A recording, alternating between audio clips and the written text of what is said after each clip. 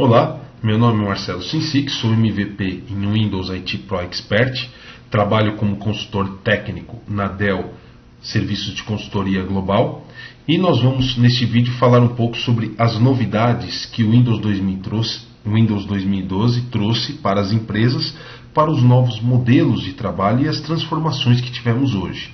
Neste vídeo iremos focar no controle de acesso dinâmico, Active Directory e Direct Access. Primeiramente, vamos falar um pouco dos desafios que temos hoje no setor de TI. Primeiro, como adotar soluções em nuvem. Então nós sabemos, por exemplo, que a Microsoft ela agora tem um Hyper-V 3.0, que é uma plataforma robusta de virtualização, junto com o System Center, toda a família System Center 2012, que provê controle, gerenciamento e centralização de todo esse ambiente, onde eu tenha, de uma forma única, como trabalhar com todos os dados de forma eficiente. Também a eficiência do data center. Com o número de servidores que eu tenho, com o tanto de serviços novos que eu preciso oferecer, como ter um data center eficiente? Por fim, o que eu devo fazer para fornecer aplicações? Hoje sabemos que as aplicações rodam em diversos ambientes, temos aplicações web, aplicações desktop, aplicações Windows Store, aplicações em VDI, como controlar tudo isso? E por fim, oferecer suporte aos estilos remotos de trabalho. Com a proliferação também de equipamentos móveis, nós temos que dar em qualquer equipamento a mesma experiência que o usuário tem no seu desktop. E como fazer isso? Então, uma das coisas que o Windows 2012 trouxe para nós é, primeiro, ele vai além da virtualização. Com isso, ele não só é um Hyper-V, como víamos antigamente, mas ele também tem todo o gerenciamento disso, com as ferramentas próprias para isso, como o System Center, com o próprio poder que o Hyper-V tem hoje, com recursos como VDI, acesso remoto e vários outros. O poder de muitos servidores. Com todo esse modelo de virtualização, nós temos muitos servidores, mas gerenciamos isso de uma forma unificada, eficiente, com isso tendo menos inatividades em um ambiente. Também é possível trabalhar com uma plataforma web aberta e escalonável, ou seja, hoje já conseguimos, por exemplo, no Windows 2012 e no Windows 2008 também, rodar PHP, rodar PIR, rodar várias outras linguagens que não apenas .NET, o que permite que eu use o Windows 2012 Web Server, o IS, como uma plataforma única para as minhas aplicações. E por fim, um ambiente moderno e flexível para trabalho aos usuários, com os vários recursos como VDI, Direct Access, VPN e outros. Então, quais são as necessidades e desafios dos clientes? Primeiro, eles querem migrar para a nuvem, seja pública ou privada. Para isso, eu preciso pensar nessa nuvem particular. Como que eu vou fazer com que essa nuvem privada entre nesse modelo? Também, a força de trabalho hoje tem que ser impulsionada pelos clientes. Então, eu tenho que ter um gerenciamento da capacidade efetiva, para que os clientes é que digam quanto que eles precisam e eu consiga fornecer aquilo sem a necessidade que eu dê os limites. O crescimento e distribuição dos dados é exponencial, então eu preciso garantir a segurança deles. E a conformidade com regulamentações governamentais de setor. Por exemplo, alguns governos têm questões de archive, ou alguns setores têm questões específicas de segurança de acesso àqueles ambientes. Então, como que eu garanto tudo isso, mesmo assim mantendo a forma flexível de trabalho? Então, vamos passar a transformar esses desafios e essas oportunidades em realidade. Vamos falar então dos nossos cenários. Primeiro, controle de acesso dinâmico. É onde nós vamos ver como que podemos hoje usar o NTFS de forma muito mais eficiente que usamos atualmente. Depois nós vamos falar um pouco do Active Directory, o que ele me ajuda nisso e o que o Direct Access também permite em termos de acesso remoto. Primeiramente, o que é o controle de acesso dinâmico? Ele trabalha com modelos de auditoria de acesso a arquivos, políticas centrais, integração com AD, classificação de arquivos, eu consigo fazer tudo isso a partir do AD, posso simular efeito de alterações, tenho a facilidade de resolver o problema de permissões com esse modelo onde eu simulo o que vai acontecer, e ao identificar arquivos com base no conteúdo deles, eu também passo a ter melhores recursos, como por exemplo deduplicação, recursos de classificação para archive e outros regulamentadores que hoje são obrigatórios para algumas empresas do setor. O que é o controle de acesso dinâmico? Primeiro que agora eu posso ter tags nos arquivos. Eu posso, por exemplo, dizer que um determinado arquivo ele é um arquivo de segurança, ou ele é um arquivo confidencial, ou ele é um arquivo de política. Portanto, baseado nessas tags, eu consigo, por exemplo, indicar por quanto tempo aquele arquivo não pode ser apagado, ou criar um modelo de backup apenas para esses arquivos. O que é o controle de acesso? É onde eu indico quem pode acessar, tanto baseado em dispositivos quanto em tags de arquivos, onde eu monto as tags e dou acesso aos arquivos conforme essas tags. E eu também passo a ter auditorias. As auditorias podem ser baseadas também nas tags, e eu posso simular o que acontece, por exemplo, quando há uma alteração. E por fim, gerenciamento de direitos com RMS, que é o serviço que o Windows tem de assinatura digital em documentos, onde apenas o dono do documento pode abri-lo. Para isso eu instalo o RMS, que é uma das features do Windows.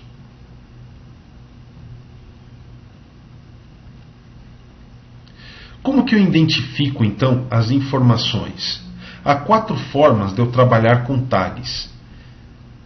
Com base na localização, ou seja, onde ele é criado, ele automaticamente herda aquelas tags da pasta, então a pasta já possui tags. Também pode ser manual, onde o próprio usuário indica o que ele quer naquele arquivo. Pode ser também automática, onde o usuário ele indicará certas características de um documento, por exemplo, o nome do documento ou assim por diante. E aplicações, por exemplo, o Office já possui o sistema de tags e ele permite que você tagueie ou classifique aquele arquivo já na criação dele, sem a necessidade então de fazer isso posteriormente. E como que isso funciona no Active Directory? Como que os recursos são então enumerados e declarados no Active Directory? Cada usuário ele recebe um token que indica o seu ID e o seu nome, como podemos ver aqui, o J. Smith, os grupos que ele faz parte, por exemplo, Marketing, Remote Access e um outro grupo chamado RAI, e também as declarações. Por exemplo, neste caso, o departamento possui uma string MKGT e o país possui uma string US. Então é com essas declarações que eu posso depois fazer o acesso dinâmico, utilizando, por exemplo, o departamento, o país, indicando que aquela determinada pasta só pode ser usada para aquele país, ou para quem faz parte daquele departamento, sem a necessidade em si de eu ficar colocando isso dentro de cada arquivo ou de cada pasta, já que isso estaria também nas tags. Regras de acesso com base em expressões. Como os exemplos aqui mostram, eu agora posso dar permissões em arquivos baseado em certas expressões que ele possui. Por exemplo, que o departamento seja financeiro e que o nível de acesso daquele usuário seja alto. Assim como também outros exemplos onde o equipamento dele seja ou não gerenciado. Por exemplo, aquele arquivo pode ser visto nos desktops da empresa, mas não pode ser visto remotamente, caso o usuário abra, por exemplo, a partir da sua casa. Então eu consigo usar esse Device Manage para saber se aquele equipamento é ou não um equipamento aplicado na empresa. E também, como vemos aqui, no próprio servidor. Eu posso indicar também isso no nível de servidores. Essas condições, essas políticas, elas são aplicadas tanto a arquivos quanto a pastas, e elas fazem o que fazíamos antes com as ACS, onde definíamos grupos e usuários, agora definimos parâmetros para que isso seja feito. E aqui um exemplo de políticas centrais. Então eu posso criar as políticas no meu servidor, com regras centrais, aplico essas políticas aos servidores de arquivo por GPO, e eu posso substituir as permissões padrões. Então, com isso, eu passo a ter o que é chamado de DACL, ou acesso discriminatório, onde eu tenho, ou melhor, discricionário, onde eu ali digo quem pode ou não acessar. Porém, quando o usuário faz um logon, ele automaticamente vai fazer uso daquelas regras que nós vimos no token, e a partir daí eu passo a saber nos servidores, controlando pelas políticas dinâmicas, o que aquele usuário pode ou não acessar. E como essas políticas são centrais a partir da GPO, eu consigo fazer isso em todos os servidores da empresa, sem hoje aquele problema que nós temos de ter que fazer isso em cada servidor individualmente, o que dá um trabalho bem grande para quem trabalha hoje com gerenciamento de permissões. O fluxo de trabalho, então, como ele funciona? Primeiramente, no Active Directory, eu crio as declarações, crio as definições e crio as políticas. Com as GPOs, eu envio essas políticas a todos os servidores. Nos servidores, eu aplico as pastas. Então, eu indico em cada pasta quais as políticas que ela permite. E no usuário, ao ele tentar usar o servidor, ele lê então essas políticas a partir do token, e aí ele tem ou não o acesso às informações.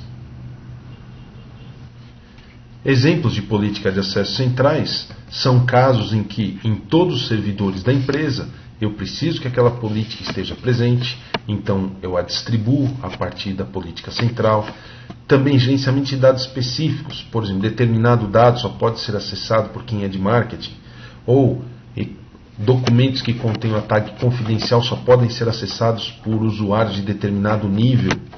Também válido para departamentos. Eu posso colocar, por exemplo, apenas políticas para um departamento específico ou a necessidade. Por exemplo, todo fornecedor pode acessar um documento com determinado nome de produto ou linha de produto.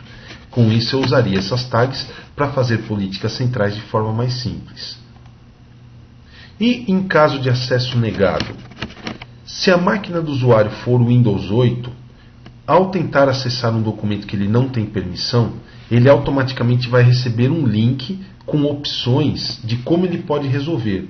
Ao clicar naquele link, ocorre um processo de autocorreção, onde é enviado um aviso para o proprietário do arquivo. Esse proprietário do arquivo pode ou não dar permissão para esse usuário, ou então isso pode ser feito pelo helpdesk, pelo administrador do servidor, onde, como já é feito hoje, ele pode atualizar aquilo e dar permissão. Uma diferença interessante é que, como esse acesso ele é dinâmico, não é necessário que o usuário faça logon e logoff como acontece hoje. Ele pode ser automaticamente atualizado, na verdade ele é automaticamente atualizado quando aquele requisito é cumprido e o token do usuário é então atualizado ali para acessar aquele arquivo. Auditoria. Por que a auditoria é importante? A auditoria é importante exatamente para mim saber o que está acontecendo e quais são as novidades ou qual é o modo como isso trabalha. Por exemplo, hoje nós temos vários padrões regulamentatórios, como o Sarbanes-Oxley, o SOX, o RIPA e outros como o PCI, que requerem que certos dados sejam controlados onde ele é acessado, por quem ele é acessado, e isso tem que ficar registrado. Com isso, com os recursos de auditoria, eu consigo saber quem foi que acessou, aonde que ele acessou, quais são os dados que ele utilizou ali, se ele fez uma autorização ou se ele criou uma autorização nova ou se ele alterou o arquivo. Essas políticas são feitas via GPO ou nos próprios servidores. Então, quando um usuário acessa um arquivo, eu passo a saber ali então tudo o que ele fez naquele arquivo, como já podia ser feito no Windows 2008 também. Exemplos de política. Pessoas que não têm autorização de alta segurança e que tentam acessar um documento como confidencial.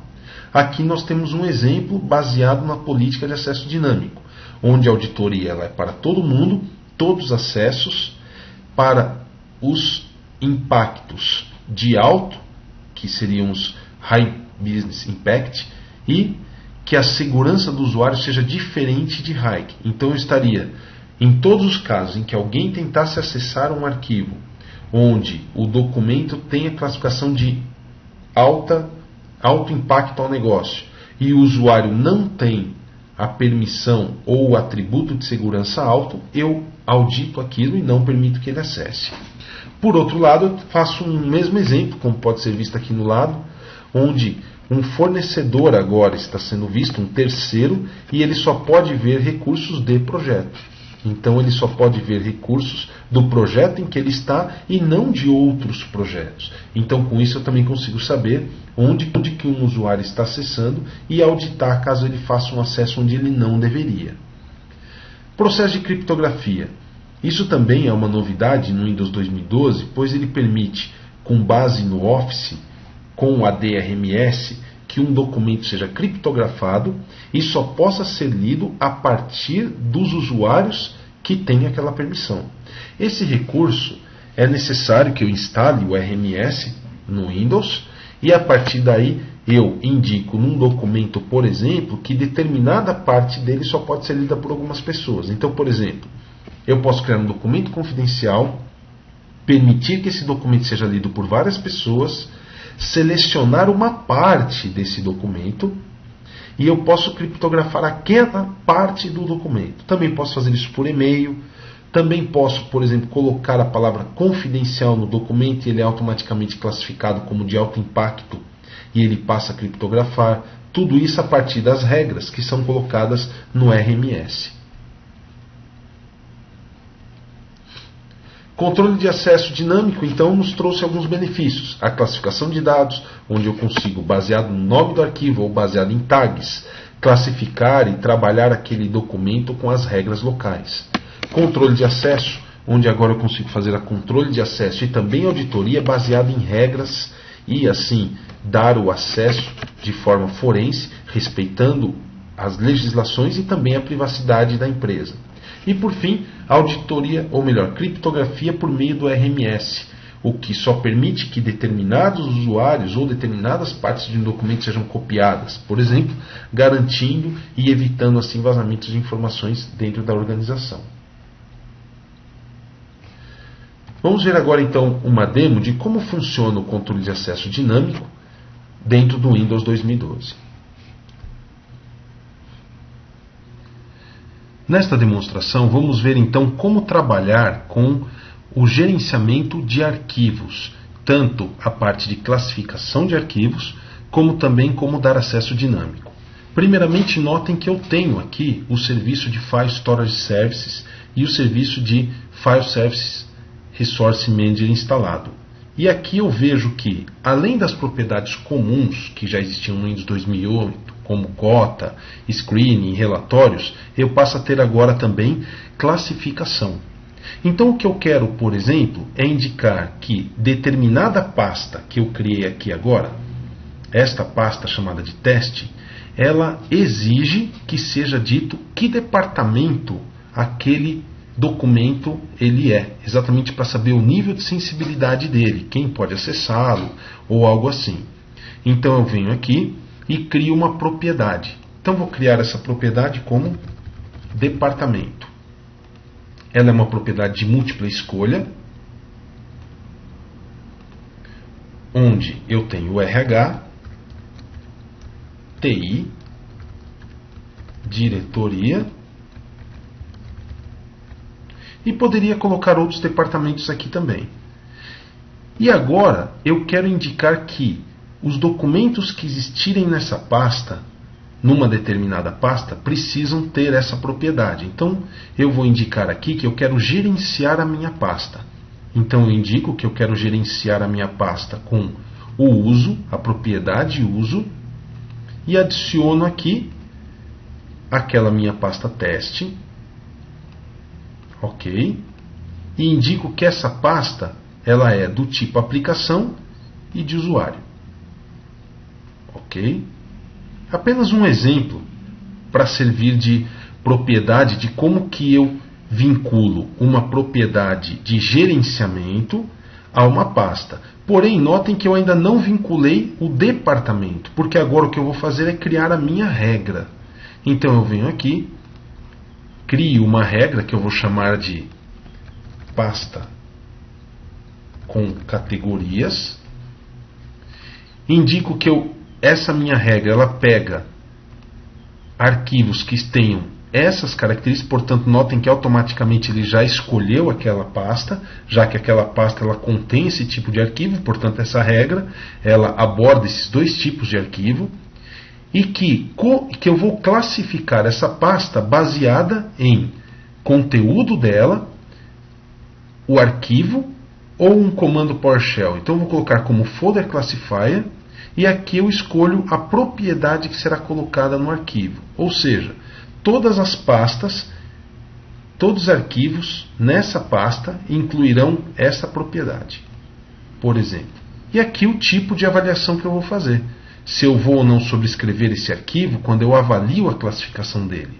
Então neste caso eu poderia, por exemplo, escolher um determinado processo ou um determinado departamento ou a sensibilidade de um documento e colocar essa propriedade a esses documentos que estão nessa pasta com esses tipos de uso. Ok. Então aqui eu tenho o meu modelo, eu posso até classificá-lo. Ok. E aqui agora eu saberia dizer, então, eu teria agora esses documentos classificados com as tags no documento. Então essa é a parte de classificação. Claro que isso aqui é apenas para que vocês conheçam um pouco como funciona, mas é óbvio que eu teria muito mais a fazer com isso, que é todo o gerenciamento, criar propriedades novas, funções novas e assim por diante. Agora eu tenho aqui na minha pasta, podemos ver então o que é o acesso dinâmico. Digamos, por exemplo, que essa minha pasta, eu precise que quem acesse ela seja do departamento vendas, mas que a pessoa esteja usando um computador que fica dentro de um determinado grupo de computadores. Então, por exemplo, esses documentos só podem ser acessados pelos computadores que fazem parte daquela U. Então o usuário faz parte da U vendas e o computador que ele está usando também. Então esse é um acesso que eu não consigo fazer normalmente por NTFS. Então eu posso vir aqui nas propriedades. Notem que aparentemente não há mudança nenhuma aqui em segurança. Porém, notem que quando eu clicar em adicionar, eu passo a poder fazer isso. Então eu adiciono, escolho aqui uma regra. Vou pegar um grupo padrão. Vou indicar que esse grupo tem permissão de modify. Porém, em certas condições. Que condições são essas? A condição é que o usuário faça parte do grupo domain admin. Por exemplo, poderia ser vendas o nome do grupo, claro. Notem que aqui eu escolhi o grupo e o objeto usuário e que ele seja membro daquele grupo ou que ele não pudesse ser membro. E adiciono mais uma condição, que o device que ele está usando faça parte do grupo, por exemplo, Domain Controller. Portanto, esse usuário, os Domain Users, têm permissão de usar essa pasta para modificar, desde que o usuário que está utilizando, neste momento, o arquivo, seja um Domain Administrator e que o equipamento ou a máquina que ele está utilizando faça parte do grupo Domain Controllers. Com isso eu consigo então criar uma lista de grupos ou até mesmo máquinas que podem acessar aquilo de forma dinâmica. E notem que eu tenho também o AND e o OR e posso agrupar. Então eu posso fazer múltiplos filtros, adicionar usuário com máquina e vários filtros diferentes para criar exatamente aquela permissão muito específica que eu precisava. Como vocês viram aqui, mais fácil do que ficar adicionando vários grupos, as permissões, ou algo assim, criando um deny, criando ora um allow, ora um deny, baseado em regras que nem sempre eu tenho como indicar, como esse exemplo que eu acabei de fazer. Então esse é o acesso discriminatório ou discricionário e também a classificação de arquivos. Ainda nessa pasta, fizemos aquele recurso de classificar todos os documentos que existiam nela. Vamos ver se funcionou? Então eu venho aqui no arquivo, peço as propriedades do arquivo, classificação, E notem que ele está automaticamente classificado. Portanto, como que ele gerou essa classificação? Ele gerou essa classificação no arquivo em cima da regra que eu disse que todos os arquivos que estivessem nessa pasta teste deveriam receber essa classificação. Mas é claro que eu poderia também classificar manualmente. Neste caso, a classificação já apareceu exatamente pela regra exigir isso. Mas eu posso, por exemplo, acrescentar vários diferentes tipos de objetos e aí aqui manualmente indicar quais classificações que eu desejo nesse caso. A necessidade de eu trabalhar com instância de serviços e credenciais de contas de serviço. Com este recurso, serviços ou administradores de serviços não precisam mais gerenciar sincronização de senha entre instâncias. Com esse recurso, ele oferece a redefinição de credenciais com hosts até offline por um determinado tempo e também permite que todas as instâncias do serviço continuem no ar. Os administradores podem, por exemplo, com isso, implementar clusters de servidores de identidade nos quais os usuários se autenticam sem saber de qual instância eles foram autenticados ali. Os administradores podem configurar os serviços com o gerenciador de controle de serviço, compartilhar uma identidade que gerencia as senhas e após a criação ele pode delegar o gerenciamento a outros usuários. Isso pode ser feito, por exemplo, quando eu tenho servidores como clusters, onde a identidade ou a chave de serviço ela pode ser alterada e eu passo ali a ter delegação nas contas de serviço. Com isso, nós tivemos vários benefícios no Active Directory. A implementação agora ficou simplificada, a virtualização de servidores agora é possível, eu passo a ter uma interface de gerenciamento mais fácil e eu posso também gerenciar contas de serviço e ativação do Windows de um único local, sendo mais fácil assim trabalhar com o Active Directory que vocês já conhecem. Vamos ver uma demonstração de como é o novo DC Promo, o novo Wizard, para que vocês tenham uma ideia de como ele funciona. A instalação de um Domain Controller, diferente das versões até o Windows 2008 R2, agora não é mais feita via DC Promo. E ela é feita em 2 passos. O primeiro, eu adiciono a role Directory Services Domain no servidor que eu quero transformar em um servidor de AD. Ele irá instalar os binários para isso e só depois é que ele permitirá que eu faça a configuração do AD a partir do Wizard. Então agora eu preciso esperar que ele faça a instalação. Notem então que ao final da instalação eu tenho aqui no Server Manager uma notificação de que a feature foi instalada. Porém, é necessário fazer post deployment, ou seja, a configuração para promover o servidor a um Domain Controller. É onde eu vou ter acesso ao Wizard, como vimos no PPT. É aqui que eu posso escolher se eu estou criando um novo domínio, adicionando um domínio e as funcionalidades. Então, nessa primeira tela, eu posso escolher, por exemplo, que estou criando um novo domínio, um domínio filho, ou uma árvore nova. Se eu criar um filho, eu vou indicar o domínio pai. Se eu criar uma árvore nova, completo. Então, por exemplo, vou indicar que eu estou criando o domínio Rio de Janeiro. Ok? Indico o usuário que será utilizado para fazer o processo. O nível funcional deste domínio. Notem que ele já me indica 2008 R2 e 2012, pelo motivo de que este domínio já possui o modo 2008 R2, então ele permite apenas os modos mais novos ou equivalente. Quais as funções que esse servidor vai exercer? No caso, como ele é um Domain Controller para um domínio novo, ele não pode ser um RODC, e a senha de recuperação. Na sequência, eu indico como será feita a configuração do DNS e opções adicionais, como nome NetBIOS, os caminhos onde será gravado os arquivos NTDS útil. Ok. Agora eu tenho acesso aos paths, onde ele vai gravar os bancos de dados. Posso rever as opções e tenho agora uma checagem para saber se todos os requisitos necessários estão ok. Então este é o novo processo para se criar um domínio no Windows 2012. É um processo similar ao que já fazíamos no 2008 R2, porém com facilidades no sentido de que agora eu tenho uma interface gráfica mais rica e mais simples de ser utilizada. Permite o uso de PowerShell.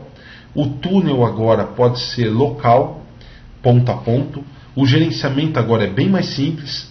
Ele permite conversão interna IPv6, o que era uma das dificuldades. O acesso é transparente para o usuário. A implementação se tornou centralizada e eu passo a ter acesso mais flexível. Então vamos falar um pouco o que é o Direct Access. Primeiramente, o Direct Access é um recurso onde o usuário se conecta na internet e ao invés dele ter que abrir uma VPN, o que muitos usuários não sabem fazer, como vemos aqui do lado direito do PPT, o usuário muitas vezes ele não sabe que ele tem que abrir uma VPN e tenta acessar um dado dentro da minha empresa. O que acontece é que ele não consegue acessar, ou então quando ele vai acessar a VPN, ele passa a não conseguir acessar alguns outros recursos que ele precisa da máquina local, como por exemplo acesso à internet. Já com Direct Access, a conexão é feita automaticamente, ou seja, todas as vezes que o usuário tentar se conectar naquele determinado servidor, a conexão é ativada sem que o usuário tenha que fazer nada. Ele não vai ter uma tela de login nem nada. O acesso é automático via Direct Access. Novidades no Windows 2012 em relação ao 2008. Primeiro que agora eu tenho uma experiência muito melhor para fazer toda a parte de gerenciamento, que agora eu consigo gerenciar com PowerShell, agora eu tenho um gerenciamento unificado com uma interface gráfica mais fácil. Eu também passo a ter melhor desempenho, já que agora ele permite NLB, balanceadores, também tanto de hardware como de software, e ele trabalha de forma melhor em ambientes virtualizados, o que era um problema no Windows 2008. Também na questão de implementação, agora quando os servidores são IPv4, ele faz toda a parte de conversão de endereços IPv6 para IPv4 de forma natural. Eu passo a ter toda a implementação de gerenciamento remoto, também mais simples, a partir de GPOs. E suporte a novos cenários. Agora eu posso ter uma senha de acesso único em vários locais diferentes, suporte a aprovisionamento de usuários que não se encontram no escritório, então para criar as regras, e também agora ele trabalha melhor com dispositivos que fazem NAT, o que também era um cenário que criava alguns problemas para usuários específicos. Conexão entre locais.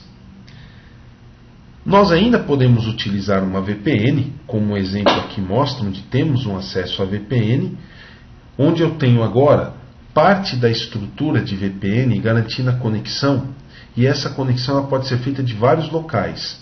No exemplo do slide, o que estamos vendo é o seguinte: a estrutura de Contoso e do Woodgroove estão em uma nuvem hospedada, ou seja, estão em um servidor externo. O provedor ele consegue fornecer nuvens privadas para cada uma das empresas. E em cada uma delas, os servidores com Windows 2012 permitem acesso às VPNs. E em cada nuvem, os servidores que forem implementados garantem disponibilidade utilizando o cluster, o que faz com que eu tenha então um ambiente muito mais seguro. A Contoso é um exemplo, onde eu tenho duas filiais, uma em Boston e uma em Nova York, e eu tenho essa conexão entre elas a partir da internet, utilizando-se uma VPN. Já a Contoso, ela utiliza Direct Access para os usuários e utiliza VPN entre os servidores, e a Woodgroove usa os seus próprios servidores para fazer também acesso seguro e IKEv2 e PSEC, que é um dos padrões que utilizamos hoje, para fazer conexão entre a sua nuvem hospedada e a sua nuvem local. Onde está a grande sacada ou a diferença aqui? O que nós temos de diferença é o fato de podermos trabalhar com equipamentos já existentes e também fazer isso a partir de servidores de hospedagem. Então eu posso colocar meus servidores numa nuvem pública e trabalhar com a VPN a partir da minha nuvem privada, dentro da minha empresa, e eles trabalham então de forma mais simples, baseado nas regras que eu posso fazer no RHAS. Então, para tudo isso funcionar, tanto VPN quanto DirectX, eu tenho um melhor console, PowerShell e também um assistente de conexão de rede que pode ser utilizado pelos usuários ou mesmo pelo administrador. Principalmente a parte de rádios se tornou mais simples, então eu consigo agora ter um sistema de monitoramento do que está sendo feito pelo rádio, log de eventos, onde eu consigo saber de forma bem mais simples quem acessou remotamente, quem acessou de forma interna e utilizando também as credenciais para que sejam utilizados tanto o VPN quanto o DirectX. A implementação é mais simples, não preciso mais fazer nenhum tipo de alteração e agora eu consigo trabalhar também com implementações que não tenham IPv6. Além de agora eu poder trabalhar com Direct Access por IP HTTP e autenticação em servidores locais da rede. E para simplificar isso, eu tenho agora nesses mesmos wizards de configuração formas muito mais simples de indicar como que eu quero que o meu Direct Access funcione, por exemplo, sem ter que instalar certificados na máquina do usuário. O que muitas vezes era o que impedia, em alguns casos, de eu trabalhar com Direct Access, porque eu precisava instalar um certificado em cada usuário. Agora o Direct Access consegue se autenticar diretamente com o Active Directory. Melhorias na escalabilidade. Passo a ter clusters de servidores, posso trabalhar com gerenciadores de recursos, então, por exemplo, agora posso trabalhar com NLB, seja por hardware ou por software. Também passo a ter recursos aprimorados em máquinas virtuais, porque com o Windows 2012, agora eu tenho o SR-IOV nas placas de rede, o que faz com que o desempenho seja muito melhor, pois uma máquina virtual consegue acessar diretamente a placa de rede, ao invés de uma emulada, como acontece hoje. E também as melhorias no IP HTTPS para se utilizar o Direct Access, onde eu tenho um requisito de criptografia melhor, com desempenho melhor baseado em SSL. Cenários. Então agora eu consigo ter cenários novos. Por exemplo, agora eu sou compatível, ou melhor, o Direct Access é compatível com o NAP, onde ele permite que eu trabalhe com um determinado recurso e que ao se fazer a conexão eu veja se o usuário ele tem ou não determinados recursos. Por exemplo, um antivírus atualizado, um determinado update do Windows que garante a segurança. Outro recurso também interessante é que agora ele funciona em cima de NAT. Então, se na minha empresa eu não acesso a internet diretamente, eu uso um NAT público, ele agora consegue ler isso. Então eu posso utilizar NAT para que ele trabalhe com duas placas de rede e nesse caso o usuário se conecta via IP HTTPS, ou seja, ele se conecta usando SSL nas portas padrões de HTTP conhecidas. E agora ele permite também aquela criptografia OTP, onde eu posso trabalhar com criptografia em dois fatores, ou seja, eu posso usar uma múltipla autenticação. Por exemplo, eu posso usar TPM para autenticar a máquina, aquele chip Trusted Platform Module, e também posso utilizar cartões virtuais baseados no TPM. Ou seja, eu não preciso mais ter um smart card e um leitor de smart card, mas eu posso colocar e utilizar como smart card o próprio chip TPM da minha máquina. O que garantiria, por exemplo, que eu tivesse que ficar colocando leitores de smart card para todos os usuários, fazendo smart cards para todos os usuários, o que era um custo considerável na implementação de um modelo assim. Então eu vou mostrar para vocês agora um pouco de como funciona o Direct Access e como funciona essa nova interface para implementá-lo. Então eu tenho aqui o Remote Access, que é também uma das roles do Windows 2012, e aqui é onde eu posso configurar o Direct Access. Note que eu tenho um wizard já pronto para criar, então basta que eu venha aqui, indique que eu quero criar ou VPN e Direct Access, ou apenas Direct Access, ou apenas VPN. No meu caso, quero criar os dois ambientes.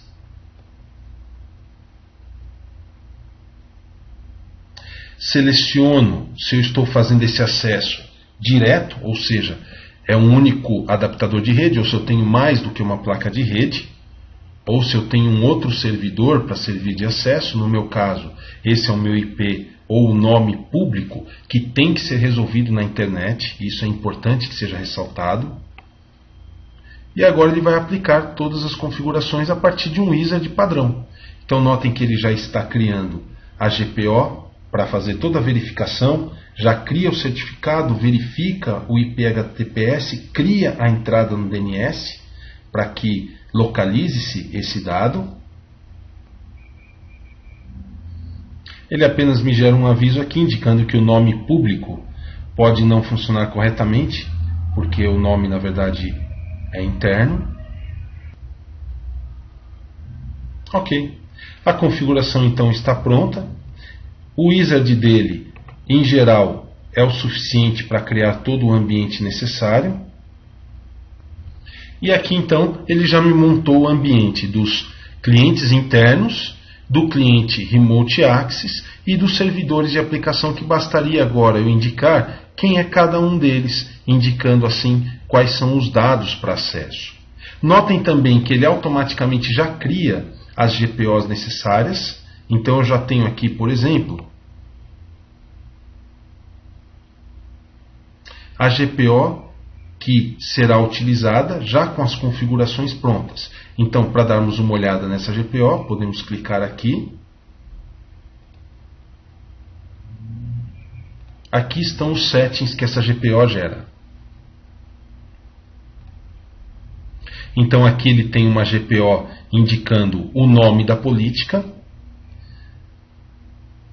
E aqui eu tenho também os dados relativos à autenticação que será utilizada a partir do Kerberos.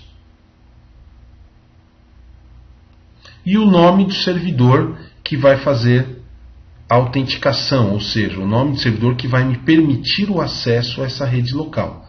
Tanto o nome dele como o IP que também será utilizado para DNS. E aqui eu tenho o caminho do Direct Access e as políticas de quais servidores estão dentro dessa política de conexão. Então aqui eu tenho toda a configuração necessária para que o Direct Access faça todo o processo de atualização e assim entrar numa rede remota automaticamente. Existem algumas configurações adicionais que devem ser feitas, por exemplo, quais são as redes que eu posso configurar. Eu posso colocar os servidores de aplicação, os servidores remotos, mas isso pode ser feito num passo depois. Aqui deu para se ver que o Remote Access como funciona junto com o Direct Access, e o mesmo procedimento é o procedimento para conexão então com a VPN, já que o papel que é utilizado é o mesmo. Os primeiros passos, então, use o controle de acesso dinâmico, aprenda a utilizar o modelo de tags, como organizar isso, como trabalhar com essas tags e também dar as permissões no NTFS de forma dinâmica, faça novas implementações de Active Directory, utilizando-se já os novos recursos de 2012, podendo utilizar servidores que estão tanto públicos como particulares, podendo utilizar servidores virtuais e também o modelo de como podemos agora com IFM e outros tipos de mídia, como a própria clonagem, trabalhar com domain controllers criados externamente de forma muito mais rápida, sem ter aquele problema da primeira replicação. E por fim, o Direct Access ganhou novos recursos de desempenho, novos modelos também de autenticação, onde se tornou muito mais fácil de ser implementado e viável em casos onde eu não tenho, por exemplo, Smart Card, onde eu não tinha implementado IPv6. Por isso, faça a avaliação dos produtos, baixe todos eles, aprenda tanto no Virtual Academy, no MVA, como também em centros de treinamento autorizado, mais sobre o Hyper-V 3, sobre as mudanças no Active Directory, pois será essencial para você que quer passar a trabalhar assim com o 2012. Agradecemos aos que assistiram esse vídeo e espero que assistam aos próximos e que também passem a usar esses novos recursos. Obrigado.